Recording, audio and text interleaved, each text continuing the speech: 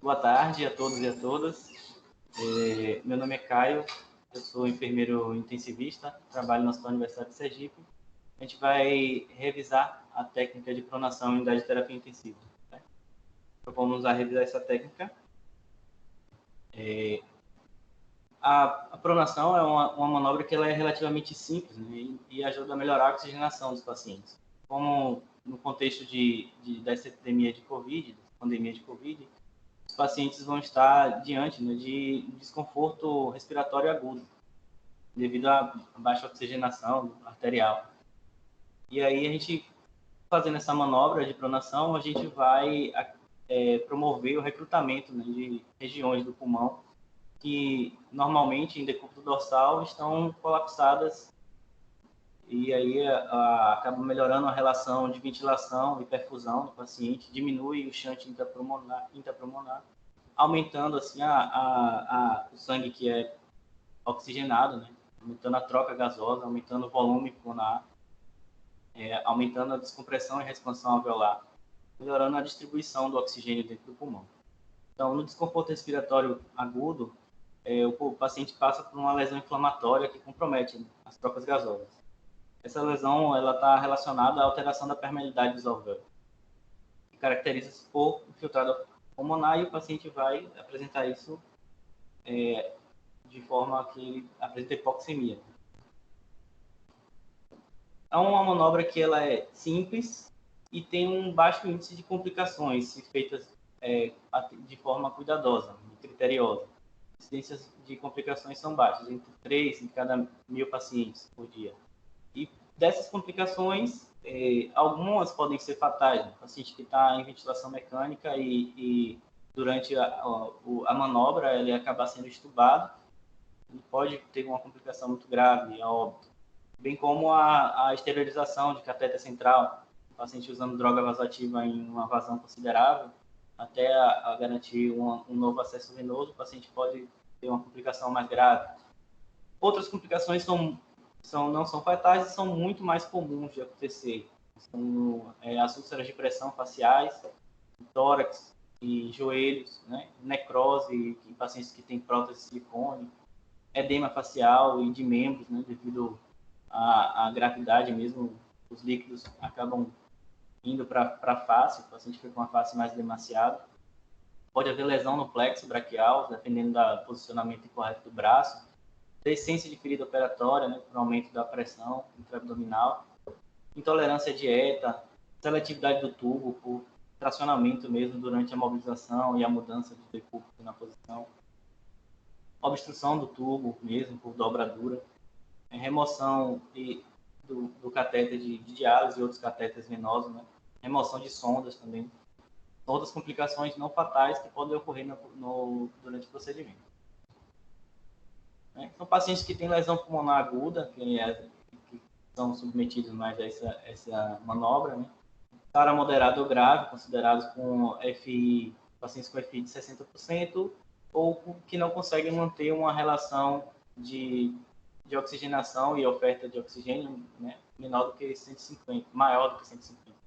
Depois já de ter feito a ventilação protetora, e aí não consegue ter outra melhora com a ventilação protetora, acaba sendo necessário fazer a pronação do paciente. Antes de iniciar, a gente tem que levar em consideração que o paciente não pode estar com instabilidade hemodinâmica muito grave, com elevação de droga vasoativa constantemente, porque o risco dele ter um evento adverso maior é alto. Então, critério de exclusão.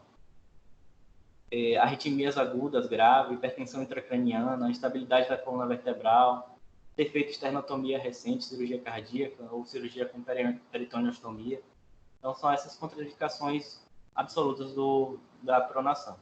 Existem outras contraindicações que são relativas, né? O paciente pode ter feito uma traqueostomia recente, ter uma fístula, está tendo hemorragia alveolar, com hemoptise, aí tem cirurgia oftalmológica, há pouco tempo, aí paciente gestante, com ferimento em face, com aumento da pressão intraabdominal, essas outras complicações que o paciente tenha, aí vai ter que ser avaliado se realmente vai ser cancelada a indicação de prona ou se vai se manter. Tem que ser uma discussão com a equipe.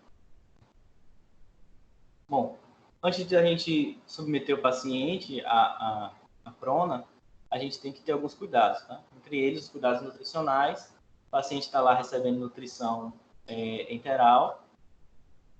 Tem que ser checado se o paciente ele já está com a sonda na posição pós-pilórica, né, através do raio-x, ou se a sonda está numa posição mais alta, se a sonda está na posição gástrica. Então, o paciente tem que estar com a posição da sonda pós-pilórica para manter dieta após o procedimento. Manter a cabeceira elevada, não tem dry reverso, não é só a cabeceira da cama, mas a cama toda, né, que ela tem que estar inclinada. Tem que estar, geralmente usa-se procinético fixo para evitar que o paciente tenha refluxo gástrico. A dieta geralmente é pausada 2 horas antes da realização da manobra, certo? E ela é retornada gradualmente após a manobra. Certo? Durante a manobra é esperado que ocorram algumas complicações com o paciente. Né? A gente tem que estar esperando por isso. Geralmente a saturação do paciente cai um pouquinho, em torno de 10% do que já estava antes. Né? Fica ali após 10 minutos da realização da prona para retornar ao valor normal, certo? Pode haver, depois da manobra, uma piora hemodinâmica grave, arritmias, inclusive parada cardíaca, né? E, dependendo de como evoluir, você pode suspeitar de deslocamento do tubo, né?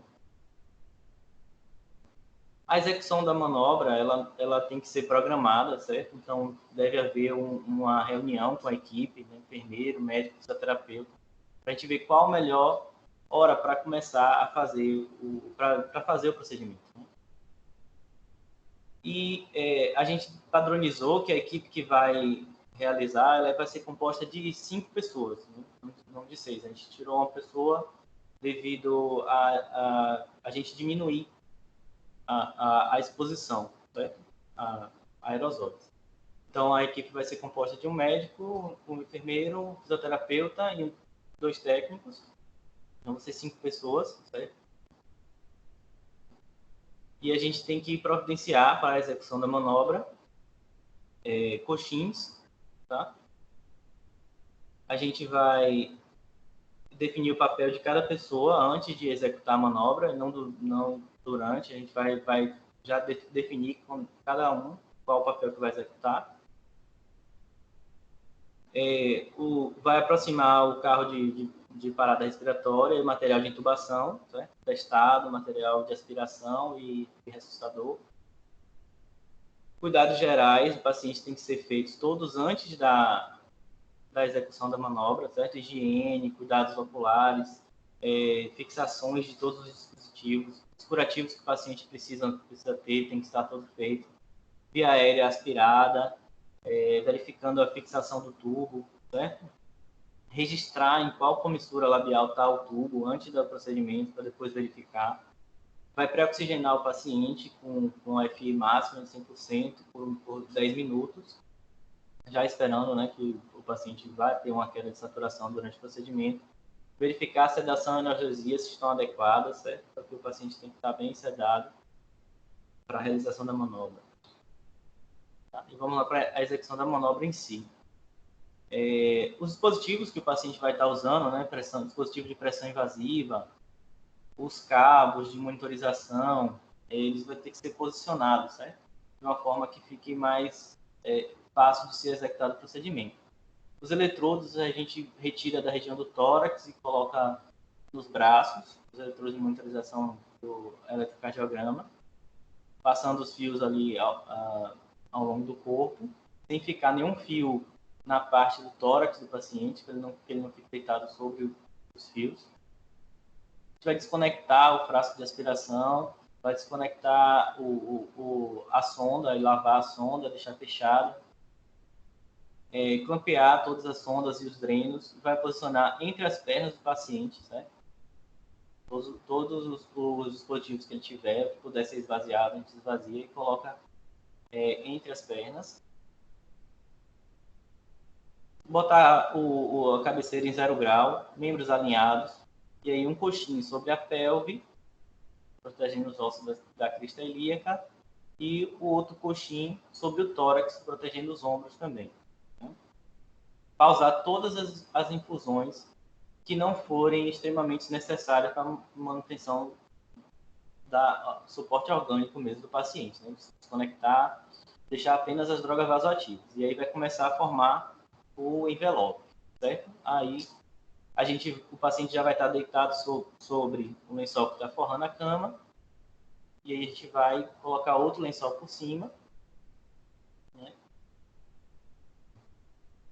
Os dispositivos vão lembrar de ficar todos dentro do envelope, certo? E aí a gente vai unir o lençol que está embaixo da cama, forrando a cama, com esse novo lençol que a gente colocou por cima, colocando ele mais perto possível do paciente, certo?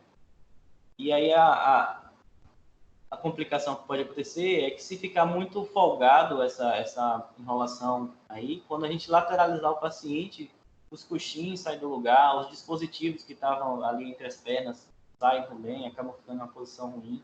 Então a gente tem que apertar bem esse envelope mesmo para poder ficar bem apertadinho os coxins.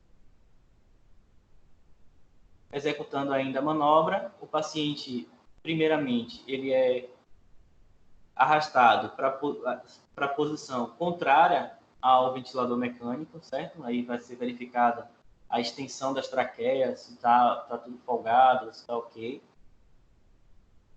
Vai ser conduzido para o lado contrário do ventilador mecânico, certo?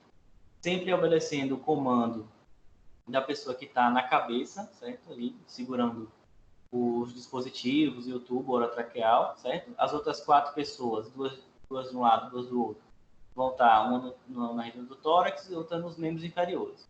Vão estar fazendo esse rolinho, apertando bem mesmo, para não ficar nada folgado, certo? E ao comando da pessoa que está na cabeça, faz o deslocamento do paciente. Da mesma forma, a pessoa que está na cabeça confere se não teve nenhuma intercorrência nesse primeiro movimento e vai ordenar a lateralização do paciente, certo? Sempre no comando dessa pessoa. E aí, depois que o paciente estiver de lado, vai ser feita a troca das mãos dessas pessoas que estão segurando, certo?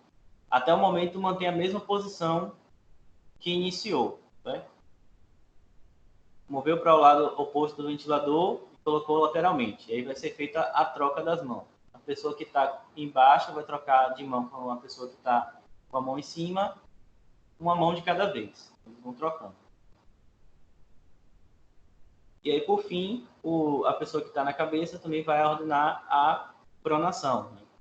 Virada mais um giro de 90 graus no paciente. E aí a gente vai proceder os cuidados pós-manobra, né? Vai verificar o posicionamento dos coxins, se não saíram do lugar, certo? Verificar se o abdômen do paciente está livre para expansão. Verificar os dispositivos se estão em posição adequada. E aí a gente vai colocar esse paciente no que a gente chama de posição do nadador, certo? Com o lado da cabeça que está virado, né, nesse caso, a gente afastou o paciente do ventilador e virou, ele vai estar com a cabeça virada para o lado do ventilador, a gente vai levantar o braço que estiver para o lado que a cabeça dele está olhando, certo? Vai levantar esse braço com um ângulo de 90 graus e o outro braço estendido ao longo do corpo com a palma da mão voltada para cima, certo? O paciente vai ficar nessa posição em um tempo que pode variar entre 16 e 20 horas, sendo reavaliado sempre. E, preferencialmente, o procedimento ele deve ser feito durante o dia, após o banho e a realização dos curativos. Aqui é um vídeo que tem demonstrando a execução da técnica. E aqui a gente vai discutindo um pouco. Tá? A gente vai preparar os materiais. Então, a dieta já foi pausada, a sonda já foi lavada. Separação dos coxins, o coxim redondo para colocar a cabeça. Carro de emergências. Material para reintubação, caso precise, tudo testado. Fixação dos drenos, dos catéteres. revisar o comprimento das traqueias antes de executar o movimento. Proteção que a gente vai usar para o paciente, certo? Joelho, face anterior da perna, cuidados oculares também, manter o olho fechado, matéria de aspiração a postos, testado o ambu. Preparar também o cafômetro para verificar a pressão do balonete. E pré-oxigenar o paciente. Testar se o paciente está bem sedado, tem respostas. Verificar se os sinais vitais estão estáveis, se tem alguma alteração aguda ali acontecendo. Deixar as sondas pinçadas, né, mapeadas, e aí vai iniciando a manobra. Tá?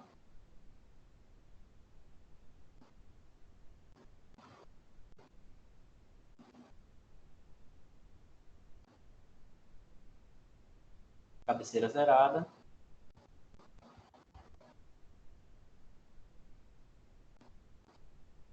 Aí a gente já fez a proteção dos pacientes, hidrocolóide no joelho, filme transparente na face anterior das coxas, hidrocolóide no zigomático, pavilhão auricular. No finalzinho do externo, aqui na frente do tifoide, a gente bota também uma proteção, para ficar uma área com maior pressão. Observando aí a área livre do abdômen do paciente.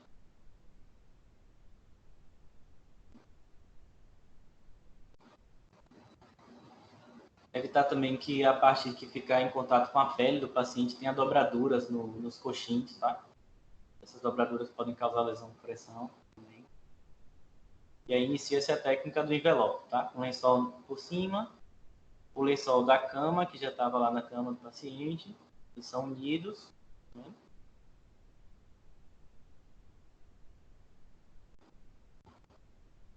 E aí faz esse envelope, apertando bem mesmo, para não ficar frouxo os coxins. E aí vai para a borda contrária do ventilador, tá? As pessoas que estão embaixo passam o rolinho já para baixo para outra pessoa, do outro lado, elas vão trocando aos pares, tá vendo? Troca uma mão com a pessoa de cima, com a pessoa que está embaixo. Dá um pouco de trabalho para pegar o rolinho ali por baixo, mas aí a pessoa que está do outro lado ajuda também. Aí troca as outras mãos. E aí a pessoa que está na cabeceira comanda a tromba, certo? Tronou. E vai revisar se houve alguma alteração ali nos dispositivos, alguma complicação.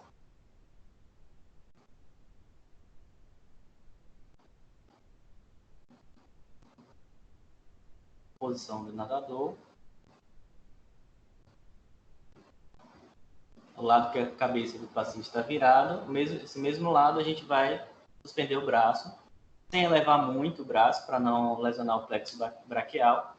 A cabeça vai ser mantida em um ângulo de 60 graus, o coxim já garante uma elevação boa da cabeça e o paciente vai ser mantido em treinador reverso. É monitorizado no dorso mesmo, mas diretamente na pele, né, os eletrodos são colocados. Coxim nos pés também, para o pé não ficar diretamente em contato com a cama.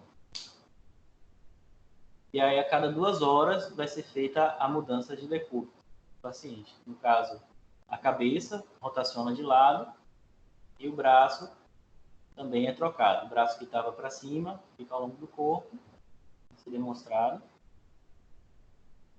Ó, rotaciona a cabeça, 2 pessoas, uma pessoa segurando as extensões e o tubo e outra pessoa faz a rotação. O braço é trocado também.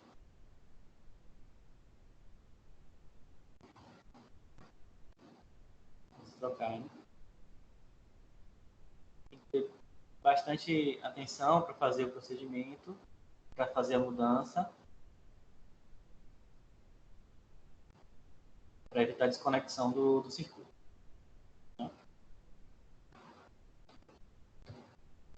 E só revisando, né? Estamos diante de um paciente com relação PO2 e FO2 ruim, abaixo de 150, já foram feitas medidas protetoras e o paciente não melhora. A gente vai avaliar se o paciente tem ou não contraindicação. Se tem, a gente vai suspender.